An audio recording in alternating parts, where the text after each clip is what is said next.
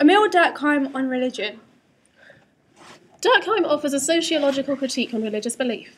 A religion is a unified system of beliefs and practices relative to sacred things, that is to say, things set apart and forbidden, beliefs and practices which unite into one single moral community called a church, all those who adhere to them.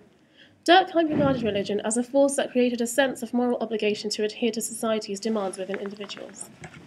The main argument. He was not concerned with the variety of religious experience, rather than the communal activity and bonds to which participation in religious activities led.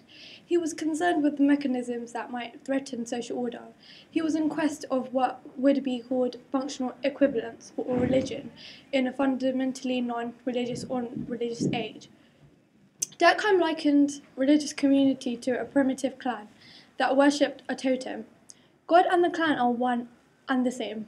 There is no separate entity called God. Therefore, God does not exist simply just by religious belief and practice. What does exist is a unified social system which believes its being is own to God. The belief is expressed in rituals, values, and identities. It discourages change and explains phenomena that otherwise makes little sense. He argued religion is not only a social creation, but in fact society divinized, e.g. effectively defined object of worship.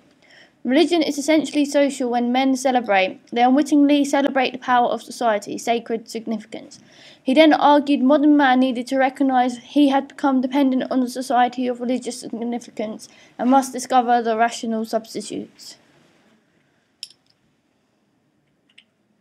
Durkheim was keen to urge people to unite in a civic morality based on the recognition that we are what we are because of society. Society acts within us to elevate us, not unlike the way in which the divine spark was said to transform ordinary humans into creatures capable of transcending their physical, intellectual, and emotional capacity.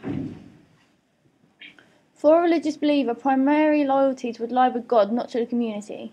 This theory does not explain how religious believers are sometimes prepared to go against the norms and laws of society and even reject them. For example, Christian radical reformers, including Martin Luther King.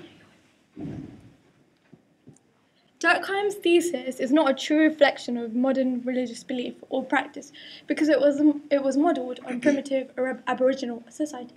While society is constantly changing, beliefs about the nature of God are timeless and unchanging.